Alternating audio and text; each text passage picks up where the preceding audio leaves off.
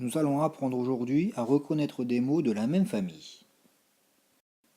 Prenons un exemple avec les mots dentier, dentiste et dentifrice.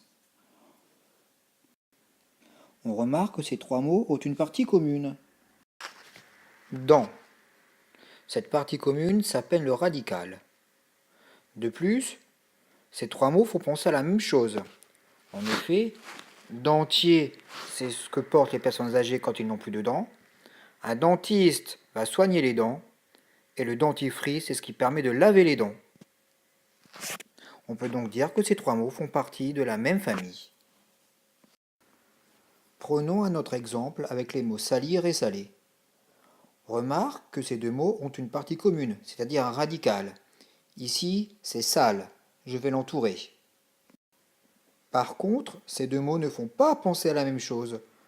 En effet, salir, c'est rendre sale quelque chose, alors que saler, c'est mettre du sel dans des aliments. On peut donc dire que ces deux mots ne font pas partie de la même famille. Prenons un autre exemple avec les mots rose et tulipe. On remarque que ces deux mots font penser à la même chose. En effet, ce sont des fleurs. Par contre, ils n'ont pas de radical, ils n'ont pas de partie commune. Ces deux mots ne font donc pas partie de la même famille. En résumé, on peut dire que des mots sont de la même famille si ils ont un radical commun, c'est-à-dire ils ont une partie commune, et s'ils font penser à la même chose.